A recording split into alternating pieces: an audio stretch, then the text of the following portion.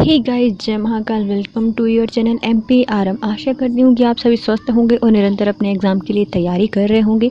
आज हम पढ़ने वाले हैं अंतःस्रावी तंत्र, जो कि हम किसी कोचिंग संस्थान के नोट से कंप्लीट कर रहे हैं। कोचिंग संस्थान का नाम मुझे भी नहीं मालूम है, तो चलिए स्टार्ट करते हैं गाइस बिना देरी करते हुए। और यदि आप हमारे चैनल पर नए हैं तो प्लीज़ गाइस पहले चैनल सब्सक्राइब कीजिए, वीडियो को लाइक कीजिए, कमेंट कीजिए और अपने प्यारे प्यारे फ्रेंड्स के साथ शेयर कीजिए। यह टॉपिक आपके सभी एग्जाम के लिए ज़रूरी है जिनमें भी साइंस आती है। तो चलिए स्टार्ट करते हैं। अंतःस्रावी तंत्र, एंडोक्राइन सिस्टम। अंतःस्रावी तंत्र इसकी कार्यपालिका या काल प्रणाली का अध्ययन करने को अंतःस्रावी विज्ञान या फिर एंडोक्राइनोलॉजी कहा जाता है। क्योंकि एंडोक्राइन सिस्टम है तो एंडोक्राइनोलॉजी कहा जाता है, लेकिन तंत्रिका तंत्र से इसका घनिष्ठ संबंध होता है, इसलिए अब इसको नई शाखा न्यूरो एंडोक्राइनोलॉजी का तीव्र विकास हो रहा है। मतलब ये किससे जुड़ी होती है? तंत्रिका, न्यूरॉन से जुड़ी होती है, इसलिए इसको नई शाखा का उदय हुआ है, जिसको क्या कहा जाता है? न्यूरो एंडोक्राइनोलॉजी कहा जाता है। यह तंत्रिका तंत्र के साथ मिलकर शरीर की विभिन्न क्रियाओं का नियमन करता है। तो हमारे शरीर में जितनी सारी क्रियाएं होती हैं उनको कौन नियमन करता है? तो तंत्रिका के साथ मिलकर एंडोक्राइन जो सिस्टम होता है वो। अतः अंतःस्रावी संस्थान अंतःस्रावी ग्रंथियों से मिलकर बना होता है। अंतःस्रावी ग्रंथियों का स्राव सीधे रक्त में मिल जाता है। तो जो अंतःस्रावी ग्रंथि होती हैं तो उनसे निकलने वाले जो हार्मोन होते हैं या लिक्विड होता है वो किससे मिलता है? सीधे रक्त में मिल जाता है और रक्त के साथ घूमते हुए पूरे शरीर में और उस भाग में पहुंच जाता है जहां उसकी ज़रूरत होती है। तो वो पूरे शरीर में घूमता है और वहीं पर काम करता है जहां पर उसकी ज़रूरत होती है। मनुष्य और अन्य किशोरियों में 3 प्रकार की ग्रंथियां पाई जाती हैं। पहली आती है बहिर्स्रावी ग्रंथि, दूसरी आती है अंतःस्रावी ग्रंथि और तीसरी आती है मिश्रित ग्रंथि।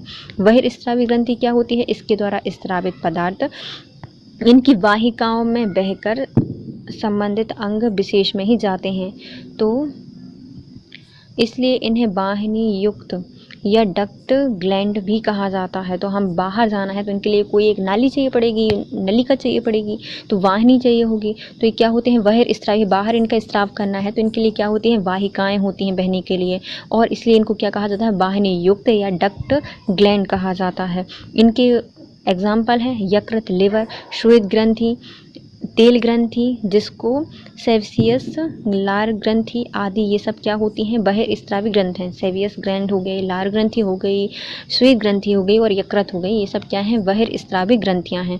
नेक्स्ट आता है अंतःस्रावी ग्रंथि, मतलब अंदर ही रहना है इनको, तो नली की आवश्यकता नहीं होगी। इस ग्रंथि के स्राव को लक्ष्य स्थान तक ले जाने के लिए नलिका नहीं चाहिए होती, अतः इन्हें नलिका विहीन ग्रंथियां कहा जाता है। इनके स्रावित पदार्थ ऊतक या द्रवों के माध्यम से सीधे रक्त में मुक्त होकर सारे शरीर में फैल जाते हैं। देखो, फैलेंगे तो रक्त में, जाएंगे तो रक्त में, लेकिन एक जाते हैं वाहिनियों के द्वारा और दूसरे जाते हैं कैसे? ऊतकों के द्वारा, कोशिकाओं के द्वारा जाके कहाँ मिल जाते हैं? रक्त में मिल जाते हैं। अब अंतःस्रावी है, मतलब अंदर ही काम करना है इनको, तो भैया नली की जरूरत ही नहीं होगी, हमें क्यों नली लगानी है? तो नली की आवश्यकता नहीं होती, इसलिए इनको क्या कहा जाता है? डक्टलेस ग्लैंड कहा जाता है। पदार्थों को, इनसे निकलने वाले जो पदार्थ होते हैं उनको क्या कहा जाता है? हार्मोन कहा जाता है। ऐसी ग्रंथियों में रुधिर वाहिनियां अपेक्षाकृत अधिक होती हैं। तो इसमें क्या होती हैं भैया? नलियां है नहीं, लेकिन रुधिर वाहिनियां इनके आसपास बहुत सारी होती हैं। पीयूष ग्रंथि हो गई, थाइमस या थायराइड ग्लैंड हो गई, पैराथायराइड ग्रंथि हो गई, थाइमस ग्लैंड हो गई, पीनियल ग्रंथि हो गई, जनन ग्रंथियां हो गई, ये सब क्या होती हैं? डक्टलेस ग्लैंड होती हैं। नेक्स्ट आता है मिश्रित ग्रंथि। यह वाहिनी युक्त होती हैं, लेकिन इसमें बहिर्स्राव और अंतःस्रावी दोनों ही प्रकार पाए जाते हैं। मतलब कैसी होती हैं? वाहिनी मतलब नली होंगी इनमें, लेकिन कभी जब इनको जरूरत पड़ेगी तो अंदर भी फैल जा देंगी और अपने हार्मोन एंजाइम्स वगैरह, और यदि बाहर आवश्यकता होगी तो बाहर का भी काम करेंगे। तो दोनों ही प्रकार की होती हैं, इसलिए इनको मिश्रित ग्रंथि कहा जाता है। किंतु बहिर्स्रावी भाग प्रमुख होता है, इनमें क्या होता है? ज़्यादातर बहिर्स्रावी काम करती हैं ये। एग्जाम्पल अग्नाशय, तो जो पैनक्रियाज है वो क्या है? एक मिश्रित ग्रंथि है। अब आते हैं हार्मोन, जो कि ये स्रावित करती हैं। तो हार्मोन शब्द ग्रीक भाषा के शब्द हार्मो से लिया है, जिसका अर्थ होता है टू एग्जिट, मतलब बाहर होना। थॉमस एडिसन अंतःस्रावी विज्ञान के पिता कहे जाते हैं। तो थॉमस एडिसन किनको क्या कहे जाते हैं? तो हार्मोन या फिर अंतःस्रावी जो एंडोक्राइन ग्लैंड होती हैं उनके पिता कहे जाते हैं थॉमस एडिसन। क्योंकि हमारे बॉडी में इतने सारे ग्रंथियाँ हैं, इतनी सारी ग्लैंड हैं, वो हर एक एक ऐड होती रहती हैं, कुछ ना कुछ ऐड करती रहती हैं, इनको ऐड करेंगे, इनको ऐड करेंगे, इनको बाहर निकालेंगे, इनको बाहर निकालेंगे, तो क्या होते हैं एडिशन।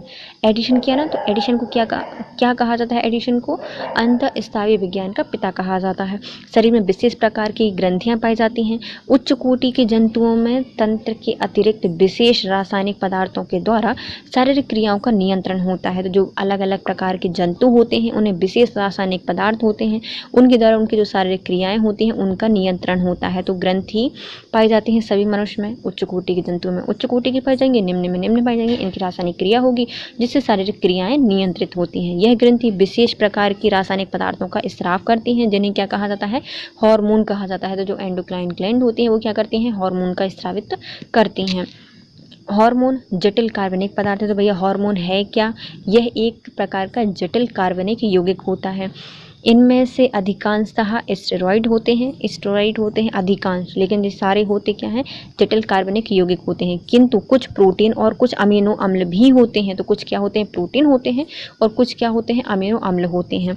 हार्मोन शरीर में उपापचय, वृद्धि, जनन, रुधिर दाब, रुधिर में जल और लवण की मात्रा आदि क्रियाओं का नियंत्रण करते हैं। हार्मोन दो प्रकार के होते हैं। पहले आते हैं परिसंचारी हार्मोन और दूसरे आते हैं विसरणशील हार्मोन। पहले कौन से आते हैं, परिसंचरण चारी हार्मोन, जो कि क्या करते हैं, सर्कुलेटिंग हार्मोन कहा जाता है, और दूसरे होते हैं विसरण हार्मोन, जिसको लोकल हार्मोन कहा जाता है। परिसंचारी हार्मोन क्या होते हैं, अंतःस्रावी ग्रंथि द्वारा स्रावित ऐसे हार्मोन जो परिसंचरण के माध्यम से पूरे शरीर में पहुंच जाते हैं। अतः यह आवश्यकता नहीं है कि यह सभी अंगों को प्रभावित करें। इनको प्रभाव कुछ विशिष्ट अंगों पर ही स्थायी होता है। इसकी प्रक्रिया धीरे धीरे होती है और इनका प्रभाव अधिक समय तक और कभी कभी आजीवन तक रहता है। तो ये परिसंचारी हार्मोन क्या है, तो पूरे शरीर में परिसंचरण करेंगे, क्या करें, पूरे शरीर में संचरण करते हैं ये, लेकिन जरूरी नहीं कि सब पर ही प्रभाव डालेंगे, नहीं, कुछ विशेष अंग होते हैं उन पर ही प्रभाव डालते हैं। इनकी प्रक्रिया कैसी होती है, पूरे शरीर में जाएगी तो धीमी धीमी इनकी प्रक्रिया होती है, और कभी कभी तो इनका जो प्रभाव रहता है वह जीवन तक आजीवन चलता रहता है। तो ये क्या है, परिसंचारी हार्मोन है। दूसरा आता है विसरणशील हार्मोन। यह ऊतकों से पैदा होते हैं। तो ये किस में पैदा होते हैं, विसरणशील, विसरण होगा ना, तो यह ऊतकों में पैदा होते हैं और केवल विसरण द्वारा ऊतक में फैल जाते हैं, और विसरण के द्वारा ही किस में फैल जाते हैं, ऊतकों में फैल जाते हैं। इसका प्रभाव स्थानीय होता है, मतलब ये पूरे शरीर में नहीं घूमते, क्योंकि किस में, विसरण के द्वारा फैल रहे हैं, तो एक स्थानीय इनमें प्रभाव रहता है, और इनका काल तक, इनका मतलब जो प्रभाव है वह अधिक काल तक नहीं होता। अब आते हैं हार्मोन और एंजाइम में अंतर क्या है। हमने पढ़ लिया कि कुछ ग्रंथियां हार्मोन निकालती हैं, कुछ एंजाइम निकालती हैं, लेकिन इनमें अंतर क्या होता है। तो हार्मोन, इनका स्रावन कौन करता है, अंतःस्रावी ग्रंथियों द्वारा किया जाता है। यह रुधिर के माध्यम से अपने कार्यकारी अंगों तक पहुँच जाते हैं। तो जो हार्मोन होते हैं, मतलब होम, याद रख सकते हैं, हार्मोन मतलब होम के याद कर लो, तो अंतःस्रावी ग्रंथियां जितनी भी होती हैं वह हार्मोन का सिक्रीशन करती हैं, मतलब इनमें नली नहीं पाई जाती।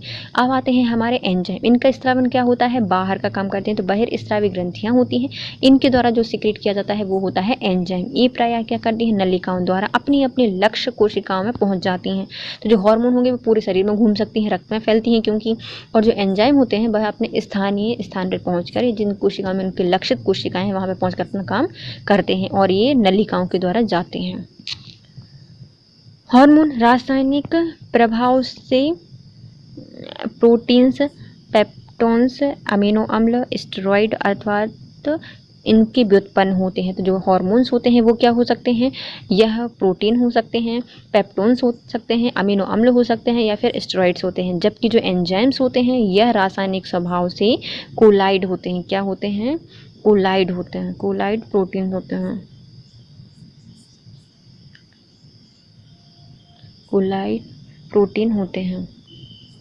अब आता है हार्मोन्स होते हैं, इनका आणविक भार कम होता है, इनका भी आणविक भार क्या होता है, कम होता है। लेकिन जो हार्मोन होते हैं इनका भार अधिक होता है, हार्मोन का अधिक होता है, क्योंकि घर में जो रहता है इंसुलिन, सॉरी, एंजाइम्स जो होते हैं, एंजाइम्स मतलब बाहर जाते हैं ना, बाहर वाले, बहिर्स्रावी से सिक्रेट होते हैं। तो ये क्या होगा, ज़्यादा भार रहता है बाहर जाने पर, तो आणविक भार जो एंजाइम्स होते हैं उनका ज़्यादा होता है। जबकि जो घर में रहता है, हार्मोन्स जो हो गए, उनमें आणविक भार क्या होता है, कम होता है। हॉर्मोन्स ये रासायनिक क्रियाओं के पश्चात विघटित हो जाते हैं, मतलब इनमें कोई रासायनिक क्रिया घटित होती है तो ये क्या हो जाते हैं, विघटित हो जाते, टूट जाते हैं, अर्थात पुनः उपयोगी नहीं बचते, मतलब एक बार ये टूट गए तो फिर से हम उनका प्रयोग नहीं कर सकते। ये होम का है, मतलब हॉर्मोन्स का है। और जो हमारे एंजाइम्स होते हैं यह रासायनिक क्रियाओं के बाद शेष रह जाते हैं, मतलब पूरी रासायनिक क्रिया हो जाएगी फिर भी आगे बचे रहेंगे और इनका प्रयोग हम पुनः कर सकते हैं। हॉर्मोन्स इन ये उपापचय क्रियाओं में सीधे भाग नहीं लेते, मतलब खुद जाके भाग नहीं लेंगे कि भैया चलो हम तो मेटाबॉलिज्म करते हैं और हम भी मेटाबॉलिज्म, नहीं, ये दूर से खड़े होकर मेटाबॉलिज्म करते हैं। जबकि जो एंजाइम्स होते हैं यह रासायनिक क्रियाओं को उत्प्रेरित करते हैं, क्या करते हैं, उत्प्रेरित करते हैं। तो हम फिर से देख लेते हैं हार्मोन्स और एंजाइम्स में अंतर। हार्मोन क्या होते हैं, अंतःस्रावी ग्रंथि से सिक्रेट होते हैं, इनमें नलिकाएं नहीं पाई जाती और यह कार्यकारी अंग में रुधिर के माध्यम से पहुंचते हैं। एंजाइम्स बहिर्स्रावी ग्रंथि के द्वारा स्रावित होते हैं, अलग अलग नलिकाओं द्वारा निकाले जाते हैं और लक्षित कोशिका पर ही जाकर काम करते हैं। हार्मोन्स क्या होते हैं, प्रोटीन्स, पेप्टोन्स, अमीनो एसिड्स और स्टेरॉइड्स होते हैं, जबकि जो एंजाइम्स होते हैं वह प्रोटीन्स या फिर कोलाइड्स होते हैं। हार्मोन्स होम में रहते हैं तो इनका आणविक भार कम होता है, जबकि जो एंजाइम्स हैं उनका आणविक भार अधिक होता है। हार्मोन रासायनिक क्रिया में विघटित हो जाते हैं और इनका फिर से प्रयोग नहीं किया जा सकता, जबकि जो एंजाइम्स हैं यह रासायनिक क्रिया में विघटित नहीं होते, बचे रहते हैं और इनका प्रयोग फिर से कर सकते हैं। हार्मोन्स यह उपापचय क्रियाओं में सीधे भाग नहीं लेते, जबकि जो एंजाइम्स होते हैं यह रासायनिक क्रिया को उत्प्रेरित या फिर प्रेरित कर देते हैं। अब आते हैं इसका नोट पढ़ते हैं। हार्मोन्स असंतुलन के कारण अनियमित जीवन शैली, कुपोषण, समय से भोजन न करना, अत्यधिक तनाव होना और व्यायाम न करना आदि हो सकता है। तो यदि हमारे हार्मोन्स डिसबैलेंस हो रहे हैं तो इसमें हो सकता है हम अनियमित जीवन शैली अपना रहे हैं, कुपोषण का शिकार हो गए हैं, भोजन समय पर नहीं कर रहे हैं या फिर बहुत ज़्यादा टेंशन ले रहे हैं या फिर व्यायाम नहीं कर रहे हैं, इसलिए हमारे हार्मोन क्या हो जाते हैं, डिसबैलेंस हो जाते हैं। अब आते हैं अंतःस्रावी ग्रंथियों के उदाहरण निम्नलिखित हैं। अंतःस्रावी ग्रंथि पढ़ लेते हैं। सबसे पहले आती है हमारी मास्टर साहब। तो मास्टर ग्रंथि जिसको पीयूष ग्रंथि भी कहा जाता है, यह मानव शरीर में संरचना में पीयूष ग्रंथि एक मटर के दाने के समान होती है। यह अंतःस्रावी ग्रंथि है, मतलब अंतःस्रावी ग्रंथि मतलब इसमें वाहिनियाँ नहीं होती। मानव में इसका वजन 0.5 ग्राम से 0.5 ग्राम होता है, जो कि क्या होता है 0.02 ओंस होता है। तो भैया बिल्कुल छोटे छोटे से होते हैं 0.5 ग्राम, और ओंस में कितना देखा जाए तो 0.02 ओंस होता है।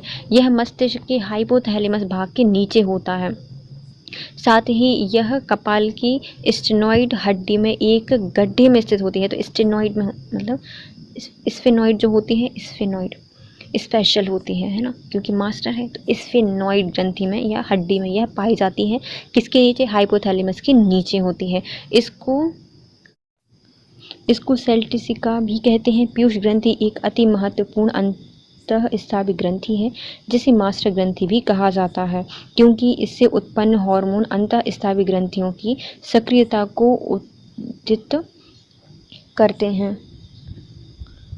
पीयूष ग्रंथि शरीर में विकास में और शरीर में पानी के संतुलन को बनाए रखने में सहायक होती है। यह ग्रंथि स्त्रियों में कुछ बड़ी और गर्भावस्था में काफ़ी बड़ी होती हैं।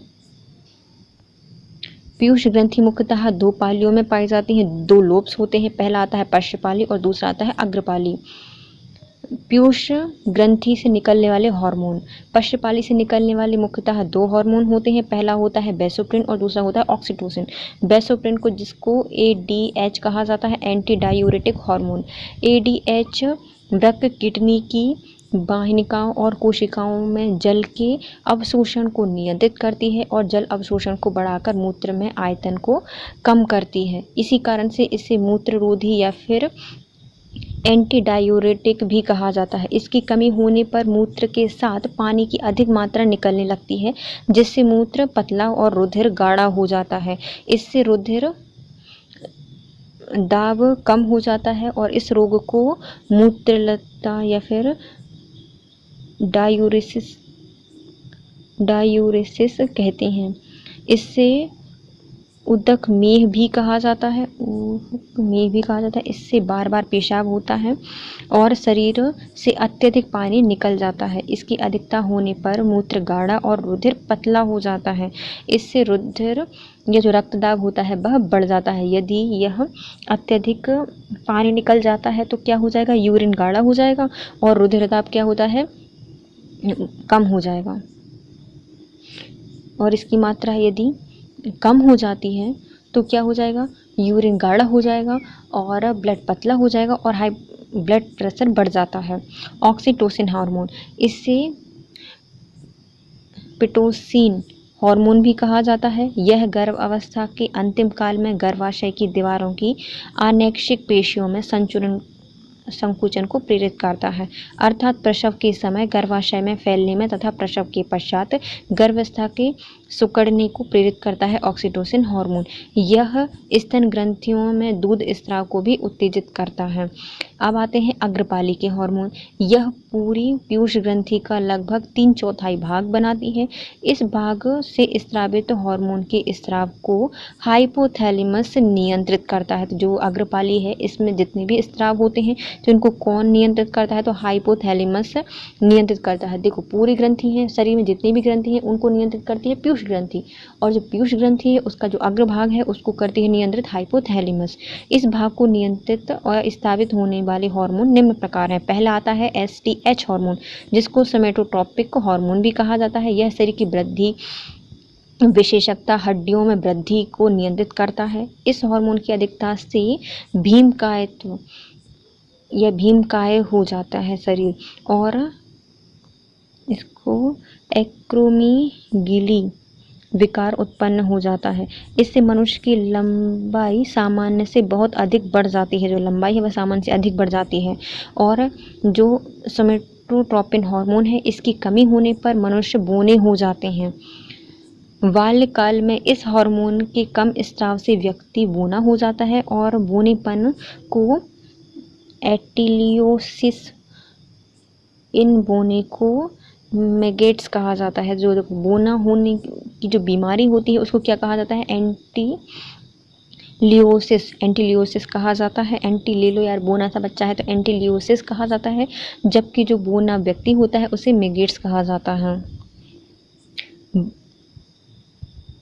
बाल्यकाल में इस हार्मोन की अधिकता से बहुत लंबे हो जाते हैं, जिसको हष्ट पुष्ट भीमकाय व्यक्तियों का विकास होता है, जिसे पिट्यूटरी जॉइंट कहा जाता है। क्या कहा जाता है, यदि कोई व्यक्ति भीमकाय हो गया, बहुत बड़ी बॉडी हो गई उसकी, है ना, तो उसे क्या कहा जाता है, पिट्यूटरी जॉइंट कहा जाता है। कभी कभी कुशुरी की डंड में झुक जाने से व्यक्ति कुबड़ हो जाती है, जिसे कायफोसिस कहा जाता है। तो जो व्यक्ति को 3 बीमारी हमने पढ़ ली जो कि पिट्यूटरी से संबंधित है। पहला आता है क्या, बोनापन, तो जिसको क्या कहा जाता है, एंटियोसिस कहा जाता है। एंटियोसिस कहा जाता है क्योंकि बोना हो गया, और बोने व्यक्ति को कहा जाता है मैगेट्स।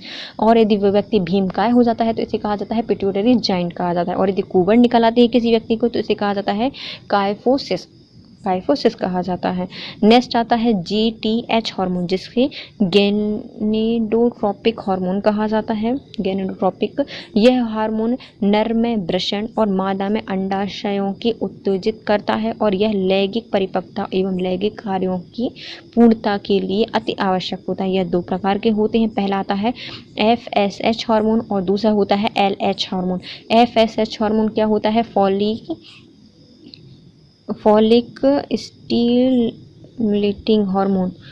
स्टिमुलेटिंग हार्मोन होता है, और दूसरा होता है ल्यूटिन प्रेरक हार्मोन।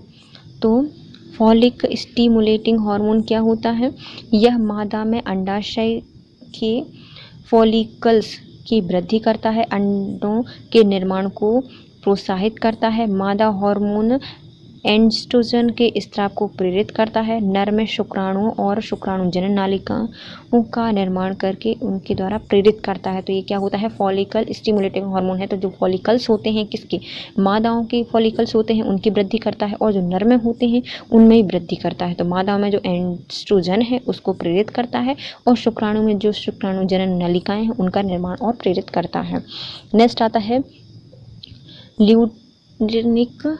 ल्यूटिन प्रेरक हार्मोन। इसे अंतराल प्रेरक कोशिका प्रेरक हार्मोन भी कहा जाता है। इन्हें क्या कहा जाता है? अंतराल कोशिका प्रेरक हार्मोन कहा जाता है। स्त्रियों में यह हार्मोन थीका इंटरनल कोशिकाओं को एस्ट्रोजन और प्रोजेस्टेरोन नामक हार्मोन के स्रावन के लिए प्रेरित करती है। तो ल्यूटिन प्रेरक हार्मोन क्या होता है? तो जो मुख्यतः महिलाएं होती हैं उनमें थीका इंटरनल कोशिकाएं होती हैं, इनमें एस्ट्रोजन और प्रोजेस्टेरोन को स्रावित करने के लिए प्रेरित करता है क्या? ल्यूटिन प्रेरक हार्मोन। नेक्स्ट आता है गैलेडोट्रोपिन हार्मोन। इसके स्राव का नियंत्रण यौवन अवस्था से लेकर 2 वर्ष से 3 वर्ष पहले इसका स्राव शुरू हो जाता है और हाइपोथैलेमस में स्थित जेनेटिक जैव घड़ी इसके स्राव के समय को नियंत्रित करती है। जो गैलेडोट्रोपिक हार्मोन होता है इसका स्राव को नियंत्रण कौन करता है? तो हाइपोथैलेमस की जो जेनेटिक जैव घड़ी होती है वह इसके स्रावन को नियंत्रित करती है। किसको? गैलेडोट्रोपिक को। यह यौवन अवस्था से लेकर 2 वर्ष और 3 वर्ष पहले इसका स्राव शुरू हो जाता है। ACTH हार्मोन, जिसको क्या कहा जाता है?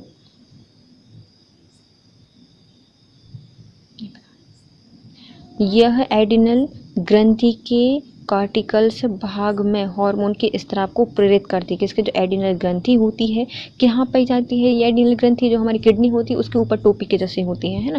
तो एडिनल ग्रंथि होती है, यह कार्टिकल्स भाग में हार्मोन के स्राव को प्रेरित करती है। इसकी कमी के कारण एडिनल ग्रंथि विनष्ट हो जाती है और इसकी अधिकता से जो रीनल कॉर्टेक्स होते हैं उसमें वृद्धि हो जाती है। तो यदि इसकी कमी हो जाती है तो क्या हो जाएगी? विनष्ट हो जाएगी। जो हमारी एडिनल ग्रंथि है वह नष्ट होने की कगार पर आ जाएगी। लेकिन यदि अधिक हो जाएगी तो क्या हो जाएगी? नीलर कॉर्टिवेक्स की वृद्धि हो जाती है। कॉर्टिवेक्स की वृद्धि हो जाती है, रीजनल कॉर्टिवेक्स में वृद्धि हो जाती है। TSH हार्मोन, ये क्या करते हैं? थायराइड स्टिमुलेटिंग हार्मोन है। इससे थायरोट्रोपिन हार्मोन भी कहा जाता है क्योंकि थायराइड को प्रेरित कर रहा है, तो थायरोट्रोपिन हार्मोन भी कहा जाता है। यह भी LH जो ल्यूटेंसिक हार्मोन है उसकी भांति ही ग्लाइकोप्रोटीन होता है। क्या होता है? यह एक ग्लाइकोप्रोटीन होता है। यह थायराइड ग्रंथि की वृद्धि और स्रावण क्रिया को प्रेरित करता है। क्या करता है? थायराइड ग्रंथि को वृद्धि करता है और उसको प्रेरित करता है। जैसे हमें आयोडीन की कमी हो जाती है तो कौन कहता है कि थायराइड ग्रंथि बढ़ जाओ? तो ये जो थायराइड स्टिमुलेटिंग हार्मोन है ये उससे बोलता है कि आप बढ़ जाओ और ज़्यादा स्रावन करो। नेक्स्ट आता है लिटियोट्रोपिक हार्मोन। क्या होता है? लिटियोट्रोपिक हार्मोन, LTH कहा जाता है इसको। लैक्टोजेनिक हार्मोन भी कहा जाता है। इससे प्रोलैक्टिन हार्मोन भी कहा जाता है।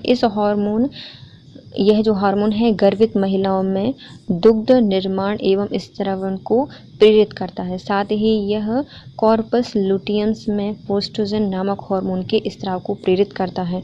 इसकी कमी से मादा में दुग्ध निर्माण नहीं होता। हाइवेटोजेनिक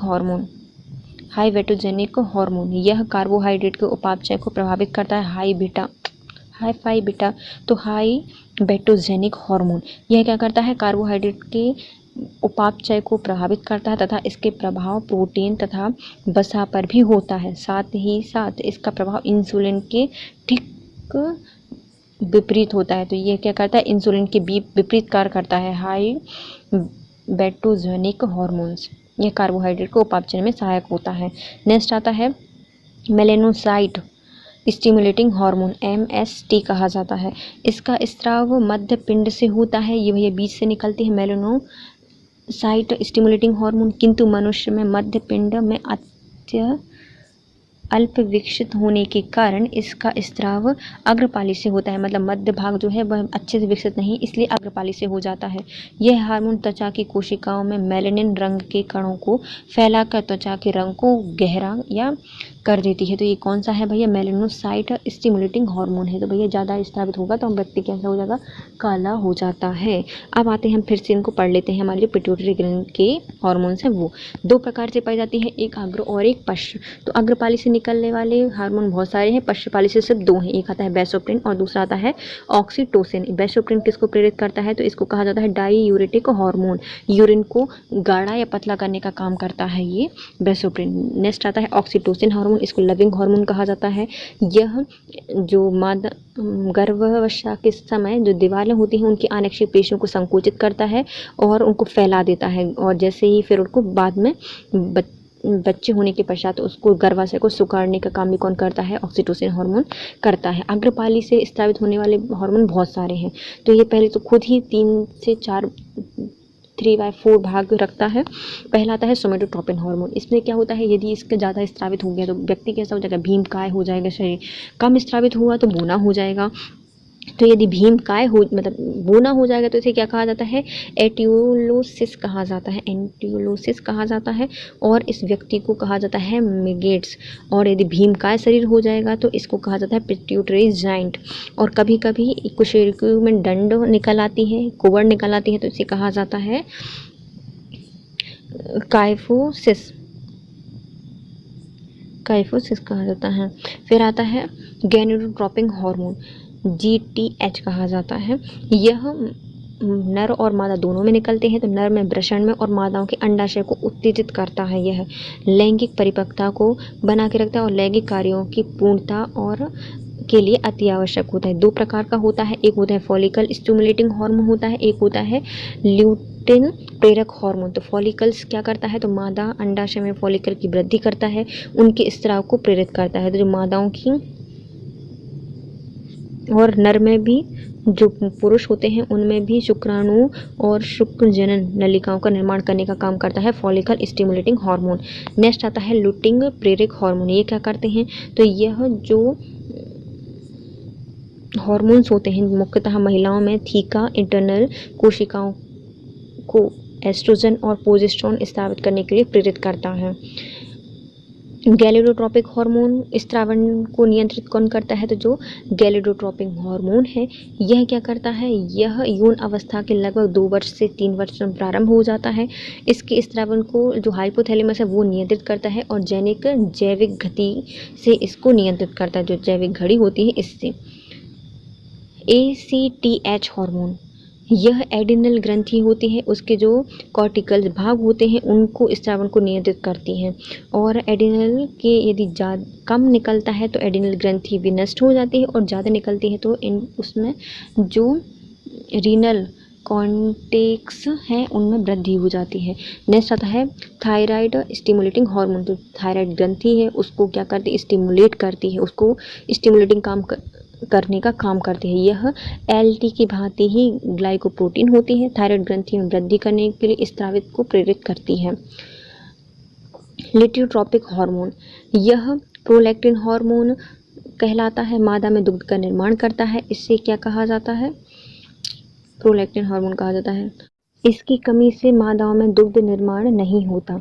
नेक्स्ट आता है हाइवेटोजेनिक हार्मोन। यह क्या कार्बोहाइड्रेट के उपचयन को बढ़ा देता है, उपापचयन को, और इंसुलिन के विपरीत काम करता है। ये मेलानोसाइट स्टिमुलेटिंग हार्मोन, यह जो मध्य पिंड होता है इससे इसका निर्माण होता है, उससे स्रावित होता है, लेकिन ज़्यादा विकसित नहीं होता मानव में, इसलिए यह अग्रपाली से स्रावित होता है और यह त्वचा पर फैल के त्वचा को रंग काला कर देता है, ब्लैक कर देता है, गहरा कर देता है। नेक्स्ट आता है थायराइड ग्रंथि। यह मनुष्य के गले में श्वसन या श्वास नली, ट्रैकिया के दोनों ओर, लैरिंक्स के ठीक नीचे गुलाबी C या H आकार की द्विपालिक ग्रंथि होती है। इस ग्रंथि का भार 25 से 30 ग्राम होता है। स्त्रियों में यह अपेक्षाकृत बड़ी होती है। हम लोग प्रतिदिन भोजन से 100 से 500 माइक्रोग्राम आयोडीन ग्रहण करते हैं, जिसका अधिकांश अंश हम लोग मूत्र के साथ या कुछ मल के माध्यम से बाहर निकाल देते हैं। रक्त के प्रति 100 ml के में लगभग 0.3 ग्राम आयोडीन होता है। कितना होता है 100 ml में? 0.3 ग्राम आयोडीन होता है। थायराइड ग्रंथि दिन भर में लगभग 120 माइक्रोग्राम आयोडीन रक्त से लेकर 40 माइक्रोग्राम आयोडीन वापस रक्त में मुक्त करती है। कितना लेती है? 120 रक्त से आयोडीन लेती है और 40 माइक्रोग्राम आयोडीन वापस रक्त में डाल देती है और शेष का उपयोग अपने द्वारा स्रावित हार्मोन के संश्लेषण में करती रहती है। थायराइड ग्रंथि से मुख्यतः 2 हार्मोन का स्रावन होता है। पहला आता है टेट्रा आयोडोथायरोनिन हार्मोन और दूसरा आता है ट्राई आयोडोथायरोनिन। तो पहला है टेट्रा आयोडोथायरोनिन हार्मोन, इसको थायरोक्सिन कहा जाता है। लगभग यह 90% होता है और ट्राई आयोडोथायरोनिन यह लगभग 10% स्रावित होता है। T3 जिसको ट्राई आयोडोथायरोनिन कहा जाता है, यह TH से लगभग 4 गुना अधिक प्रभावशाली होता है। इसलिए ऊतक में पहुंचने पर संभवतः थायरोक्सिन भी अधिकांश मात्रा में T3 में बदल जाता है। तो जो थायरोक्सिन हार्मोन है यह T4 से, जो टेट्रा आयोडोथायरोनिन है, उससे 4 गुना अधिक प्रभावशाली होता है। इसलिए आगे जाके जो T4 है वह किस में चेंज हो जाता है? T3 में चेंज हो जाता है। अतः T4 अधिक महत्वपूर्ण थायराइड हार्मोन होता है। थायराइड हार्मोन के कार्य क्या होते हैं? तो थायरोक्सिन जो T4 है सभी उपापचयी क्रियाओं को गति का नियंत्रण करता है, जैसे कि मेटाबॉलिज्म नियंत्रण करता है। यह शरीर की सामान्य वृद्धि विशेषकर हड्डी, बाल इत्यादि के विकास के लिए अनिवार्य होता है। जनन अंगों के सामान्य कार्य इन्हीं की सक्रियता पर आधारित होते हैं। पीयूष ग्रंथि के हार्मोन के साथ मिलकर शरीर के जल संतुलन को नियंत्रण करता है। थायराइड ग्रंथि की अनियमितता और उसके रोग। थायराइड ग्रंथि की अल्प क्रियाशीलता। यदि थायराइड ग्रंथि अल्प क्रियाशील है तो थायराइड की अल्प क्रियाशीलता प्रायः भोजन में आयोडीन की कमी या मूत्र में आयोडीन के अधिक उत्सर्जन के कारण होती है। यदि हम कम ले रहे हैं और ज़्यादा छोड़ रहे हैं तो भी क्या हो जाएगी? थायराइड ग्रंथि अप्रभावित हो जाएगी। इससे शरीर में थायरोक्सिन की कमी हो जाती है और मनुष्य में उपापचय की गति धीमी हो जाती है, मतलब मेटाबॉलिज्म की गति कम हो जाती है। इससे निम्नलिखित रोग होते हैं। पहला आता है जड़ मानवता रोग। यह बच्चों में थायरोक्सिन की कमी के कारण होता है, मतलब यदि बच्चों में थायरोक्सिन की कमी हो रही है तो क्या हो जाएगी? जड़ मानवता रोग हो जाएगी। इससे उपापचय क्रिया धीमी होने के कारण बच्चों की शरीर मानसिक वृद्धि मंद हो जाती है और बच्चे बौने रह जाते हैं। इसके हाथ पैर बेमेल और बहुत छोटे रहते हैं, साथ ही जननांगों का विकास भी पूरी तरह से नहीं हो पाता। अतः ये लोग स्टेरिले होते हैं और हर दशा में जड़ मानवता या फिर कैटिनिज्म कहते हैं, क्योंकि क्या कहा जाता है? कैटिनिज्म इनको कहा जाता है। नेक्स्ट आता है मिक्सीडेमा रोग। मिक्सीडेमा रोग वर्ष में थायरोक्सिन की कमी से न्यूनतम उपापचय गति हो जाती है, जिससे शरीर का तापक्रम कम हो जाता है और हृदय की गति भी धीमी हो जाती है। साथ ही रुधिर दाब सामान्य से कम हो जाता है। मनुष्य सुस्त एवं थका थका रहता है, किसी काम में मन नहीं लगता। इस अवस्था को मिक्सीडेमा रोग कहा जाता है। किस में होता है? वयस्क में होता है। जब थायरोक्सिन की कमी हो जाती है तो क्या हो जाएगा? तापमान कम हो जाएगा, हृदय गति कम हो जाएगी, काम करने की कम मन नहीं करेगा। तो ये सब क्या होता है? मिक्सीडेमा के कारण होता है। अब आता है गलगंड, जिसको सामान्य घींगा कहा जाता है। भोजन में आयोडीन की कमी से थायराइड ग्रंथि फूल जाती है, जिससे गर्दन भी फूली हुई मोटी दिखाई देती है, जिसे घेंगा रोग कहा जाता है। पहाड़ी क्षेत्रों में जहाँ पर पानी में आयोडीन की कमी होती है वहाँ पर अधिकांश लोगों को घेंगा रोग पाया जाता है।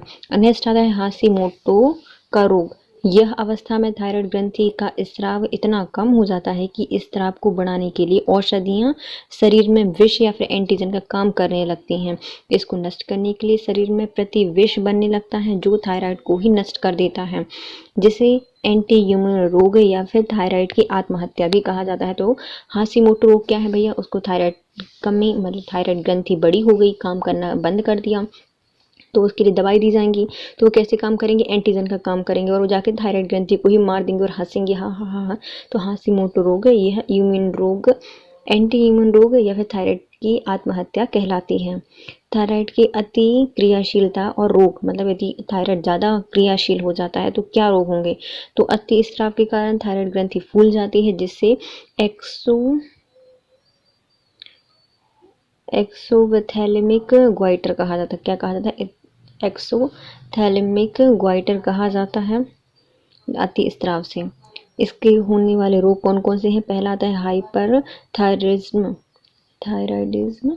यह थायराइड ग्रंथि की अत्यधिक सक्रियता से स्थिति उत्पन्न होती है। इस स्थिति में नेत्र गलगंड नेत्रोस्मी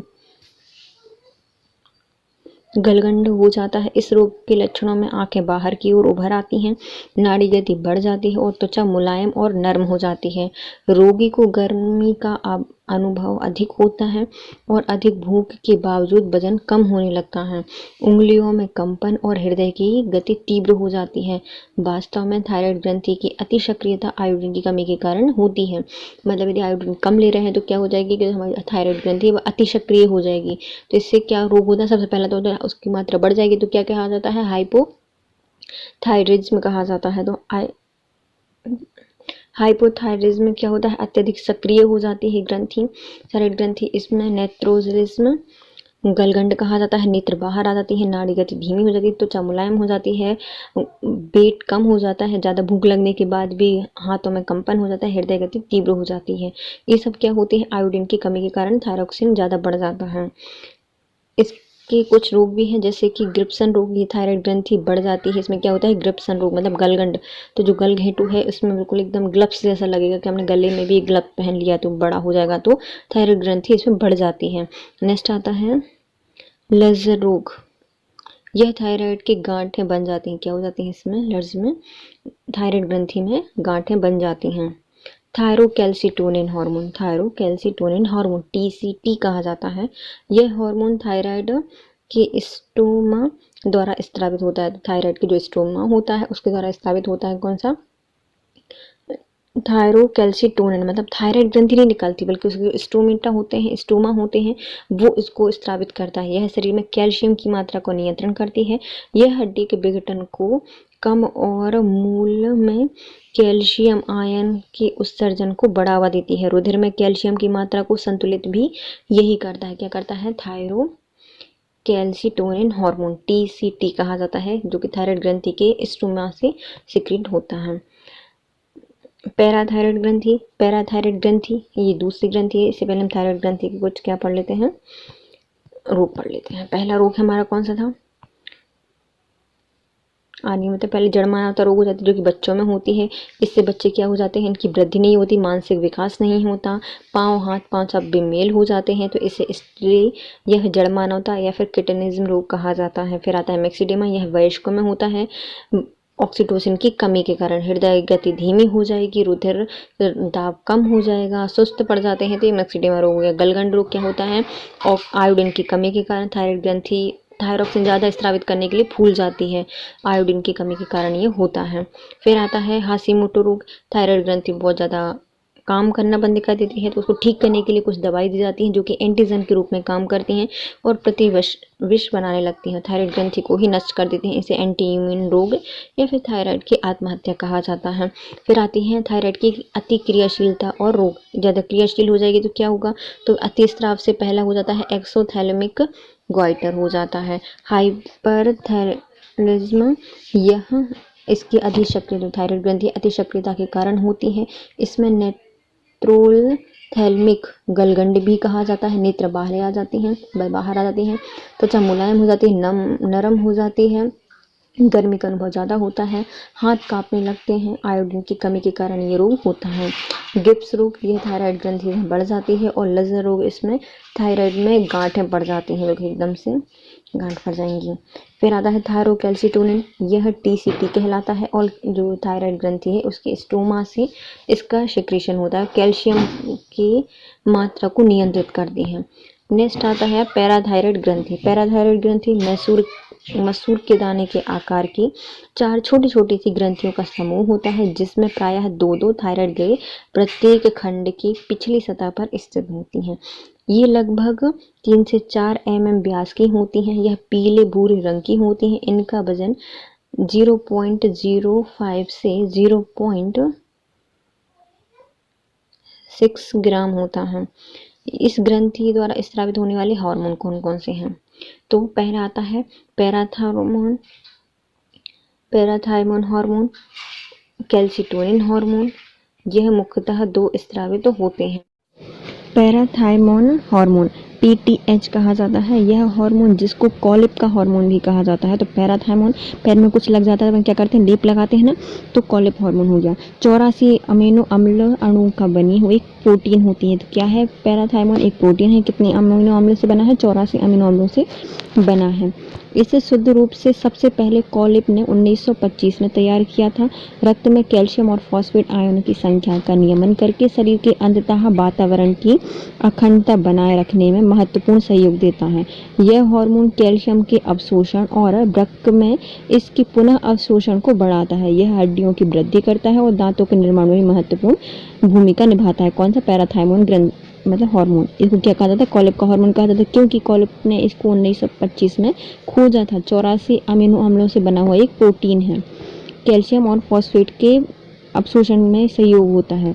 नेक्स्ट आता है कैल्सिटोनिन हार्मोन। यह पैराथायमोन के विपरीत कार्य करता है। तो पैराथायमोन क्या करता था, कैल्शियम और फॉस्फेट को अवशोषण करता था। इसके विपरीत यह कार्य करता है कैल्सिटोनिन। यह हड्डियों के विघटन को कम करता है, मतलब हड्डियां टूटना चाहें तो उसको कम करता है, टूटने के लिए बचाता है। और यूरिन में कैल्शियम का उत्सर्जन करता है। और क्या करता है, जो कैल्शियम है उसको यूरिन में उत्सर्जित करता है, उत्सर्जन करता है। उत्पन्न रोग, जो पैराथायराइड ग्रंथि के द्वारा होने वाले रोग कौन कौन से हैं। पहला आता है हाइपोपैराथायराइडिज्म। इससे पैराथायराइड का स्त्रावण अधिक मात्रा में हो जाता है, जिसके फलस्वरूप निम्न रोग हो जाते हैं। तो कौन कौन से रोग होते हैं, क्या हो जाएगा, हाइपोपैराथायराइडिज्म, मतलब इसमें जो पैराथायराइड है उसकी मात्रा बढ़ जाएगी शरीर में। तो क्या हो जाएगा, पहले हो जाएगा हाइपोकैल्सीमिया टेटेनी, हाइपोकैल्सीमिया टेटेनी रोग हो जाता है। हाइपर पैराथायराइडिज्म, यह पैराथायराइड ग्रंथि ट्यूमर के कारण अधिक बढ़ जाती है। तो ये जो हाइपर पैराथायराइडिज्म है, यह पैराथायराइड ग्रंथि में क्या हो जाते हैं, ट्यूमर मतलब गठाने बन जाते हैं, जिससे अत्यधिक इसका स्त्रावण होने लगता है, जिससे हार्मोन का स्त्राव अधिक होने लगता है। इसी कारण गुर्दे की पथरी जो होती है वह भी होती है, क्योंकि देखो जो पैराथायराइड है वो क्या करता है, कैल्शियम और फॉस्फेट का अवशोषण करता है, एब्जॉर्ब करता है, अवशोषण को बढ़ाता है। तो पथरी कैसे बनती है, कैल्शियम से बनती है, कैल्शियम ऑक्सलेट की बनी होती है ना पथरी। तो कैल्शियम को अवशोषण करेगा तो वो क्या कर देगी, किडनी में, गुर्दे में क्या कर देगी, पथरी को बना देगी। तो यदि हाइपोपैराथायराइडिज्म हो जाता है तो पैराथायराइड ग्रंथि में ट्यूमर हो जाते हैं और उसका उत्पादन बढ़ जाता है। तो क्या होगा, कैल्शियम ज़्यादा एब्जॉर्ब करने के लिए होने लगेगा और क्या होगा, गुर्दे की पथरी बन जाएगी। नेक्स्ट आता है अब थाइमस ग्रंथि। पैराथायराइड कंप्लीट होगी, अब आती है थाइमस ग्रंथि। यह ग्रंथि उरोस्थी के पीछे स्थित होती है। तो कहाँ पर स्थित होती है, तो उरोस्थी है वहाँ पर स्थित होती है। यह बचपन में क्रियाशील रहती है, परंतु वयस्क में यह लुप्त हो जाती है। यह थाइमोसिन या थाइमिन हार्मोन स्रावित करती है। तो थाइमस है तो क्या करती है, थाइमिन या फिर थाइमोसिन हार्मोन का स्रावण करती है, जो कि लिम्फोसाइट का उत्पादन करके उन्हें प्रतिरक्षा पदार्थों के संश्लेषण के लिए प्रेरणा देते हैं। तो जो लिम्फोसाइट हैं उनके उत्पादन करके क्या करता है, प्रतिरक्षा जो पदार्थ होते हैं उनके संश्लेषण के लिए प्रेरणा देता है।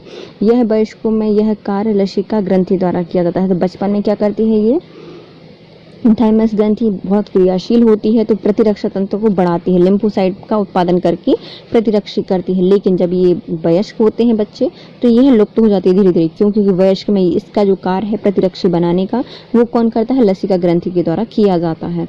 नेक्स्ट आता है पीनियल ग्रंथि। पीनियल ग्रंथि को पीनियल बॉडी या फिर तीसरी आंख भी कहा जाता है। यह मस्तिष्क में एक छोटी अंतःस्रावी ग्रंथि होती है। यहाँ से लेटोनिन या मेलाटोनिन हार्मोन का उत्पादन होता है। तो क्या होता है, मेलाटोनिन जो हार्मोन है उसका स्त्रावण होता है, जो कि निद्रा या चेतना अवस्था के पैटर्न को प्रभावित करती है। और जो जैविक घड़ी होती है वो भी किसके द्वारा रेगुलेट होती है, पीनियल ग्रंथि के द्वारा होती है। कहाँ पर है, मस्तिष्क में पाई जाती है। तीसरी ग्रंथि, नाक इसको आँख कहा जाता है, तीसरी आँख होती है शरीर की। इसका आकार एक छोटे से पाइन कॉर्न जैसा होता है, इसलिए इसका नाम क्या है, पीनियल पड़ा है। यह मस्तिष्क के मध्य दोनों गोलार्धों के बीच पाई जाती है। यह चावल के दाने के आकार की 5 से 8 mm की होती है। इसका रंग लाल भूरा होता है। यह ग्रंथि प्रकाश पर आधारित जैविक घड़ी का कार्य करती है। जैविक घड़ी होती है वह किसके द्वारा रेगुलेट होती है? पीनियल ग्रंथि के द्वारा रेगुलेट होती है। इसके अतिरिक्त यह ग्रंथि शरीर के सोने और जागने के चक्र, तापमान निर्धारण और महिलाओं के मासिक चक्र का निर्धारण भी करती है। जो जैविक घड़ी होगी, मतलब एक पैटर्न को कौन रेगुलेट करता है? तो पीनियल ग्रंथि के द्वारा इसको रेगुलेट किया जाता है। यह शरीर में कार्बोहाइड्रेट के उपापचय में महत्वपूर्ण भूमिका निभाती है। मतलब जो कार्बोहाइड्रेट है उसका मेटाबॉलिज्म को कौन रेगुलेट करता है? तो पीनियल ग्रंथि रेगुलेट करती है। इसका मुख्य कार्य अंतःस्रावी ग्रंथियों के कार्य पर नियंत्रण करना है। जितने भी अंतःस्रावी ग्रंथि हैं उनके कार्य पर नियंत्रण कौन करता है? तो पीनियल ग्रंथि का यह कार्य होता है। तथा तंत्रिका तंत्र संकेतों को अंतःस्रावी संकेतों में बदलती है। और ये क्या करती है? जितने भी तंत्रिका तंत्र हैं उनके संकेत हैं उनको क्या करती है? अंतःस्रावी संकेतों में यह बदलती है और बोलती है कि अंतःस्रावी, भैया जो तंत्रिका तंत्र है उसने ये बोला है तुम ये करो, तुम ये करो, तुम ये करो। तो ये कौन करता है? पीनियल ग्रंथि करती है। तो पीनियल ग्रंथि से कौन सा हार्मोन निकलता है? मेलाटोनिन। कहाँ पाई जाती है? मस्तिष्क में पाई जाती है। 5 से 8 mm की होती है, लाल भूरे रंग की होती है और जागने सोने की जैविक घड़ी का निर्धारण करती है। कार्बोहाइड्रेट का उपापचयन भी करती है और सारी ग्रंथियों के कार्य को नियंत्रित करती है। तंत्रिका तंत्र के संकेतों को अंतःस्रावी संकेतों में बदलती है। नेक्स्ट आता है अधिवृक्क ग्रंथि, जिसको एडिनल ग्रंथि कहा जाता है। हमारे शरीर में 2 अधिवृक्क ग्रंथियां होती हैं और यह दोनों ही गुर्दे की चोटी पर, जो हमारी किडनी होती है उसकी चोटी पर स्थित होती हैं। यह कनेक्टिव टिश्यू से घिरी हुई होती हैं और आंशिक रूप से वसा की एक द्वीप से ढकी होती हैं। अधिवृक्क ग्रंथि को सुप्रानियल ग्लैंड भी कहा जाता है। सुप्रानियल ग्लैंड भी कहा जाता है। यह प्रक्रिया को एडिनल विरिलिज्म कहते हैं। तो जो ये प्रक्रिया होती है, जो पूरा एडिनल ग्रंथि है, इसको क्या कहा जाता है? एडिनल विरिलिज्म कहा जाता है। मेडुला से स्रावित हार्मोन, मतलब जो हमारी ग्रंथि होती है, कौन सी? एडिनल ग्रंथि। इसके 2 पार्ट होते हैं, एक होता है मेडुला और दूसरा होता है कॉर्टेक्स। तो मेडुला से स्रावित होने वाले हार्मोन कौन कौन से हैं? तो यह एडिनल ग्रंथि का आंतरिक भाग होता है, बिल्कुल मध्य में। मेडुला मतलब मध्य में होता है। यह पूरी तरह से कॉर्टेक्स से ढका होता है और 2 प्रकार के हार्मोन इससे स्रावित होते हैं। पहला आता है एड्रेनलिन हार्मोन, जिसको एपिनेफ्रिन हार्मोन कहा जाता है और कैटेकोलेमाइड्स भी इसको कहा जाता है। दूसरा आता है नॉरएड्रेनलिन या फिर नॉरएपिनेफ्रिन हार्मोन। तो नॉरएपिनेफ्रिन या फिर एपिनेफ्रिन की अपेक्षा जो नॉरएपिनेफ्रिन है वह एपिनेफ्रिन या फिर एड्रेनलिन की अपेक्षा कम प्रभावी होता है। मतलब नॉरएपिनेफ्रिन है तो क्या होगा? कम क्रियाशील होता है। किससे? एपिनेफ्रिन से। और यह बहुत अधिक मात्रा में उत्पन्न होता है। यह हार्मोन का प्रभाव सिम्फेटिक तंत्रिका तंत्र के समान होता है। जो सिम्फेटिक तंत्रिका तंत्र होता है उसके समान इसका प्रभाव होता है। किसका होता है? नॉरएपिनेफ्रिन एपिनेफ्रिन से कम प्रभावी होती है और जो एपिनेफ्रिन है इसकी मात्रा बहुत ज़्यादा उत्पन्न होती है और यह सिम्फेटिक जो तंत्रिका तंत्र है उसके समान ही इसकी क्रियाशील होती है। जैसे कि हृदय गति तीव्र करता है, श्वसन नलिका को फैला देता है, लार का गाढ़ा करना, चिपचिपा हो जाना, रक्त वाहिकाओं का संकुचन हो जाना और पसीना बढ़ जाना, ये सब किसके कारण होते हैं? तो ये सब होते हैं एड्रेनलिन के कारण और यह सिम्फेटिक तंत्रिका तंत्र की तरह कार्य करता है। हृदय की गति को बढ़ा देता है, श्वास नली को फैला देता है, लार को गाढ़ा कर देता है, रक्त वाहिनियों को संकुचित कर देता है और पसीना बढ़ जाता है। यह हार्मोन किसी उद्दीपन तुरंत प्रतिक्रियाशील होता है और कुछ स्थितियों में इसको लड़ो और भागो प्रतिक्रिया के लिए शरीर में तैयार किया जाता है। इसको लड़ो उड़ो हार्मोन भी कहा जाता है। एड्रेनलिन के कार्य क्या होते हैं? तो हृदय की गति को बढ़ा देता है और शक्ति को बढ़ाता है। क्या करता है? हृदय की गति को बढ़ा देता है और जो शरीर की शक्ति है उसको भी बढ़ाता है। श्वास नलिकाओं को विस्तारित करता है। जो श्वास नलिकाएं हैं उनको क्या करता है? विस्तारित करता है। श्वास दर को बढ़ाता है और जो श्वास दर है उसको भी बढ़ाता है। पाचन संस्थान की चिकनी पेशियों के संकुचन को रोककर शिथिलन उत्पन्न करता है। तो क्या करता है? जो पाचन तंत्र है उसकी चिकनी पेशियां हैं उनके संकुचन को रोकता है और क्या करता है? शिथिलन उत्पन्न करता है। नॉरएड्रेनलिन हार्मोन तो एड्रेनलिन की देख लिया, रक्त का प्रेशर बढ़ा देगा, पसीना बढ़ा देगा, शक्ति बढ़ा देगा और नलिका श्वास दर को बढ़ा देता है। और जो पाचन तंत्र होता है, पाचन संस्थाएं होती हैं, उनकी चिकनी पेशियों को क्या करते हैं, संकुचन करने से रोकता है और शिथिलित कर देता है। अब आता है नॉर एड्रेनलिन हार्मोन के कार्य। यह वाहिकाओं को संकुचित कर रक्तचाप बढ़ाता है। तो रक्त वाहिकाएं हैं उनको संकुचित करके रक्तचाप को बढ़ा देता है और वसा ऊतक से उन्मुक्त बसीय अम्लों में स्वतंत्र करना इसका काम होता है। जो बसीय ऊतक होते हैं इनसे उन्मुक्त बसीय अम्लों से स्वतंत्र करना इसका कार्य होता है। एड्रिनल ग्रंथि से होने वाले रोग कौन कौन से होते हैं? तो दोनों प्रकार के रोग होंगे, एक अतिस्रावन से, एक अल्पस्रावन से। पहले आते हैं अल्पस्रावन से, देख लेते हैं। तो एडिसन रोग हो जाता है। तो भैया सन नहीं मिलेगा तो हमारी क्या हो जाएगा, कम है। तो एड्रिनलिन ग्रंथि कम है, यदि उसका स्रावन कम हो रहा है तो कौन सा रोग हो जाए, एडिसन रोग हो जाएगा। इसमें रुधिर दाब घट जाएगा क्योंकि एड्रिनलिन क्या कर रही है, बढ़ा रही है, अब वो है ही नहीं तो क्या हो जाएगा, रक्त का दाब घट जाएगा। एडिसन सन ही नहीं है तो हम क्या सुस्त डले रहेंगे। यह त्वचा पर चकत्ते पड़ जाते हैं, तो चकत्ते पड़ जाते हैं और शरीर में निर्जलीकरण हो जाता है, मतलब डिहाइड्रेशन इसके कारण होने लगता है। अधिभुक्त ग्रंथि के दो भाग होते हैं।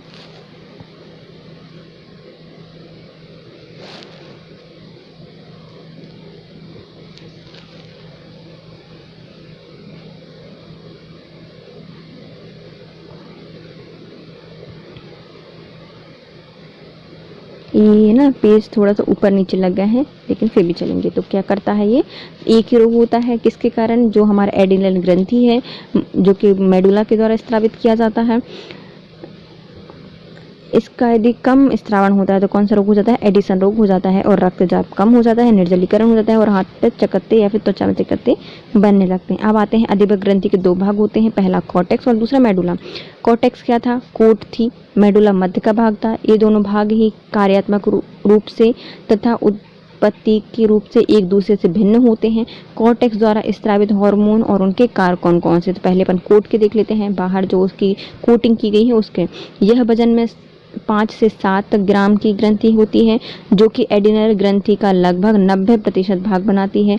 यह कई स्टेरॉयड हार्मोन उत्पादन करती है जिन्हें कार्टिकोस्टेरॉयड हार्मोन कहा जाता है। तो कॉर्टेक्स है तो उससे जो निकलने वाला हार्मोन है वो कौन सा हो जाएगा, कार्टिकोस्टेरॉयड हार्मोन। इसके द्वारा लगभग 50 हार्मोन स्रावित होते हैं जिन्हें 3 समूह में वर्गीकृत किया जाता है। तो जो कॉर्टेक्स है उसके द्वारा 50 कम से कम हार्मोन का स्रावन होता है, लेकिन 3 मुख्यतः हैं।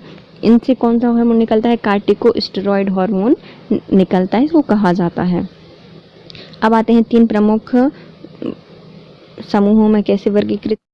जो हार्मोन्स हैं, जो 50 हार्मोन हैं उसको 3 भागों में बांटा जाता है। तो पहला आता है ग्लूकोकॉर्टिकॉइड्स, दूसरा आता है मिनरेरोकॉर्टिकॉइड्स और तीसरा आता है लिंग हार्मोन। तो पहला कौन सा है, ग्लूकोकॉर्टिकॉइड्स।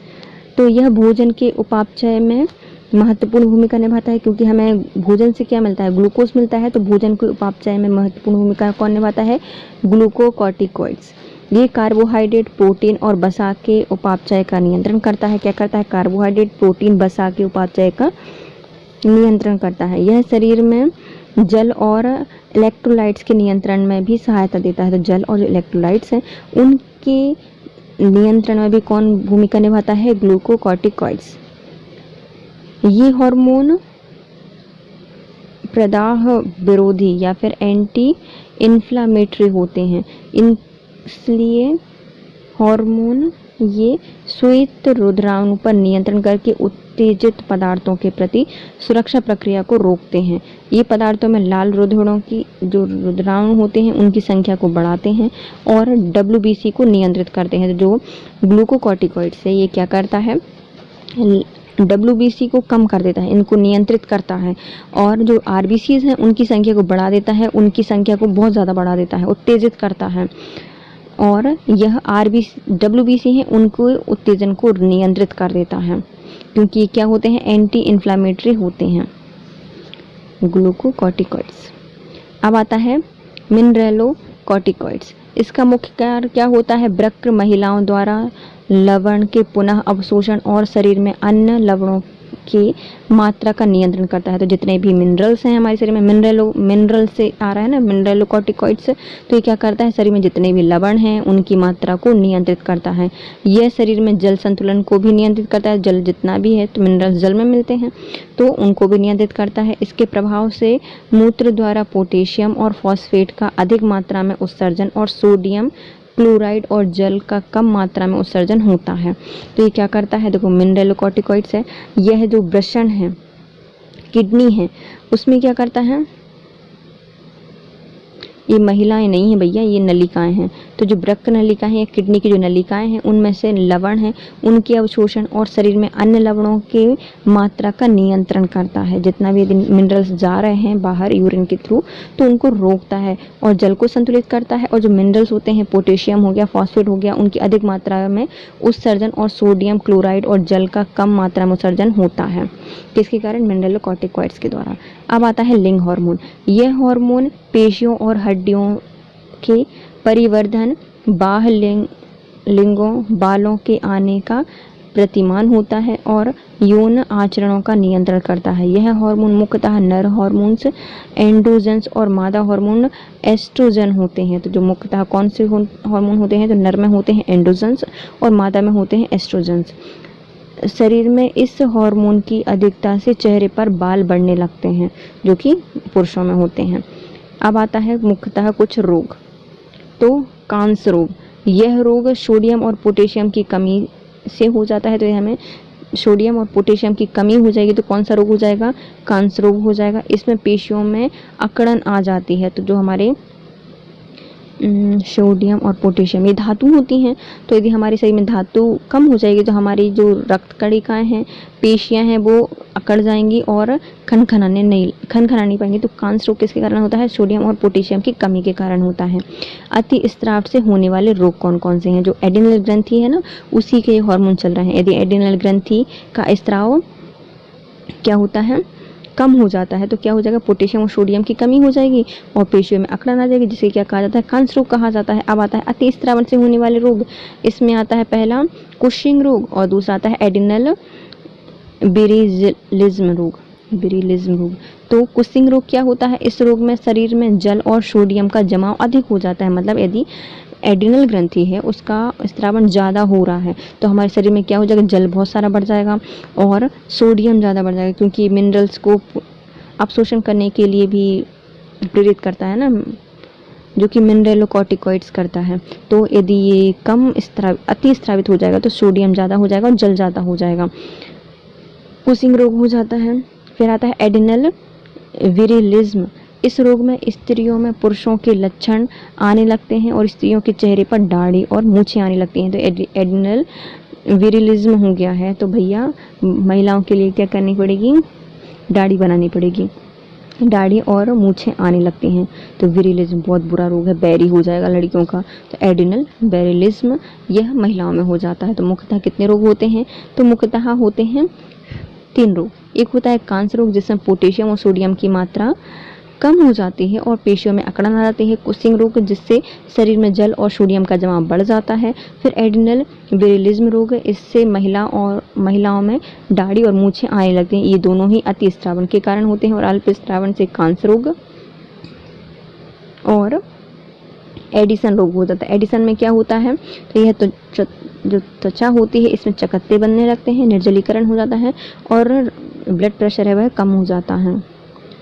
अब आते हैं नेक्स्ट, अग्नाशय या फिर पैनक्रियास। अग्नाशय ग्रंथि।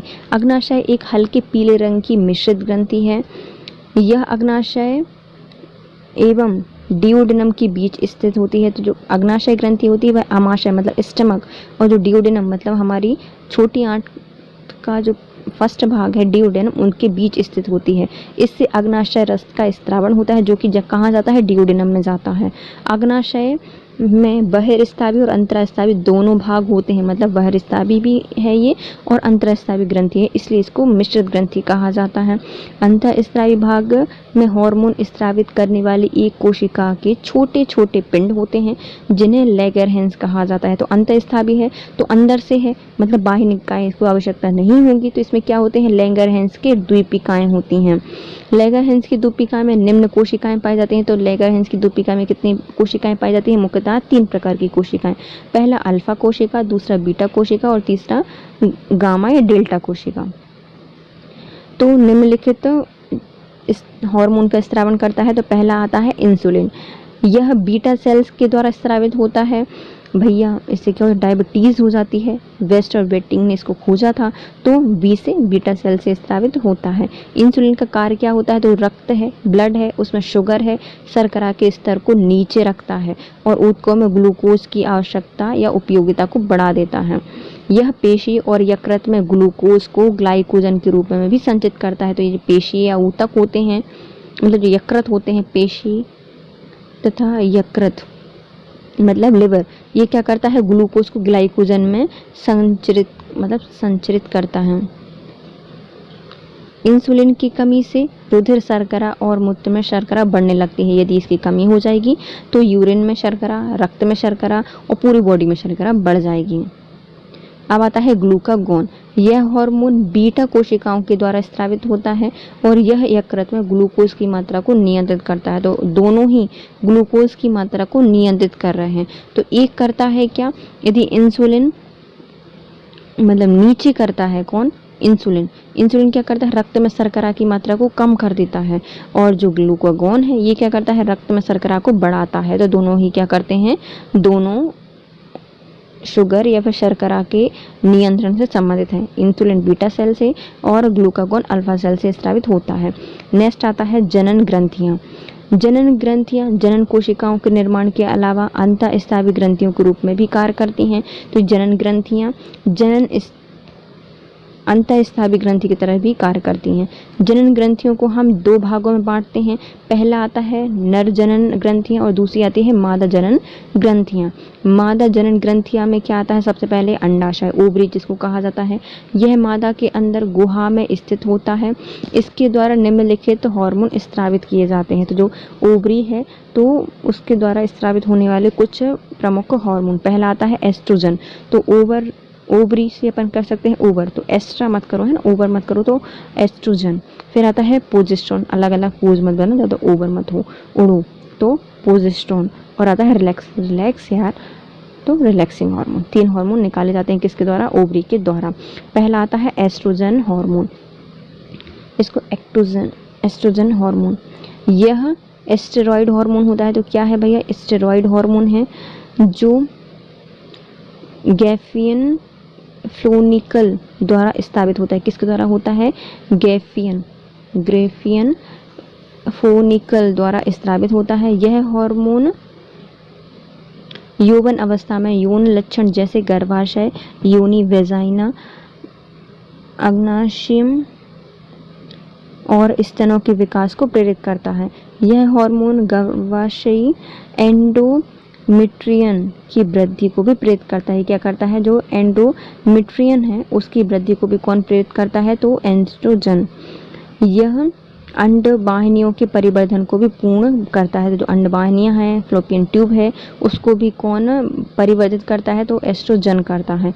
इस ग्रंथि की कमी के कारण जनन क्षमता क्षीण हो जाती है। तो क्या हो जाती है? यदि एस्ट्रोजन नहीं है तो जनन क्षमता थोड़ी करते करते धीरे धीरे कम हो जाती है, क्षीण हो जाती है। नेक्स्ट आता है प्रोजेस्टेरोन। यह हार्मोन का स्राव कार्पल्स लुटियम्स की कोशिकाओं द्वारा होता है। जो प्रोजेस्टेरोन है तो भैया अच्छे पोज देते हैं कार में बैठ के, तो कार्पस लुटियम के द्वारा इसका स्त्रावण होता है। यह एस्ट्रोजन के सहयोग कर स्तन और दूध ग्रंथियों को सक्रिय कर देता है। तो क्या करता है? यह स्तन और जो दूध ग्रंथियां हैं उनको सक्रिय कर देता है। कौन? प्रोजेस्टेरोन। किसके साथ मिलकर? एस्ट्रोजन के साथ मिलकर।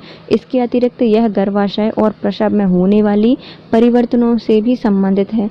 अतः यह हार्मोन गर्भाशय के निर्धारण वाला हार्मोन होता है। तो गर्भाशय निर्धारण कौन करता है? प्रोजेस्टेरोन करता है। नेक्स्ट आता है रिलैक्सिंग हार्मोन।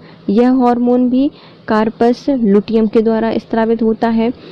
गर्भाशय अवस्था में यह अंडाशय और जो गर्भाशय में उपस्थित रहता है और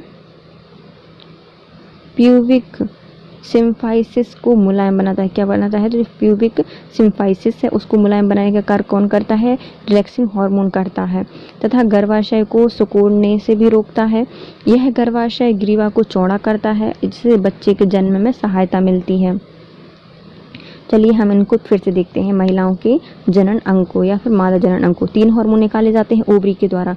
पहला आता है एस्ट्रोजन, दूसरा आता है प्रोजेस्टेरोन और तीसरा आता है रिलैक्सिन। एस्ट्रोजन क्या करता है? गैफिन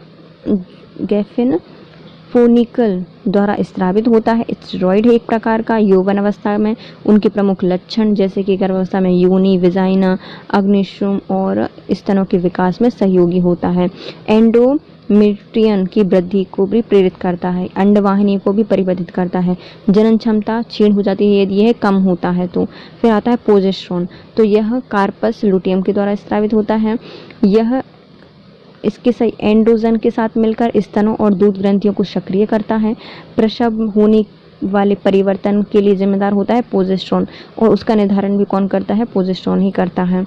रिलैक्सिंग हार्मोन, यह कार्पस लुटियम के द्वारा होता है और गर्भावस्था को रिलैक्स करने का काम भी यह करता है। यह हार्मोन प्यूबिक सिम्फाइसिस को मुलायम बनाता है और चौड़ा बनाता है, जिससे बच्चे के जन्म में सहायता मिलती है। अब आते हैं नर जनन ग्रंथि, वृषण या फिर टेस्टिस इसको कहा जाता है। यह नर जनन अंग है। यह शरीर के बाहर स्थित होता है।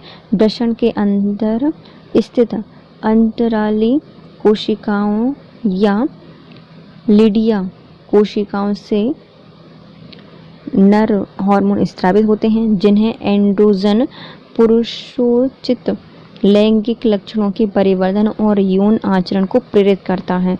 वृषण की कोशिकाएं मुख्यतः एंड्रोजेंस या फिर टेस्टोस्टेरोन हार्मोन का स्रावन करती हैं, जो नर जनन अंग और लैंगिक लक्षणों के विकास को प्रेरित करती है।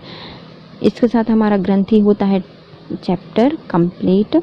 यदि गाइस आपको वीडियो थोड़ा सा भी यूज़फुल लगा है तो प्लीज़ गाइस पहले चैनल सब्सक्राइब कर दीजिए, वीडियो को लाइक कीजिए, कमेंट कीजिए और अपने प्यारे प्यारे फ्रेंड के साथ शेयर कीजिए। Thank you so much guys. Have a nice day.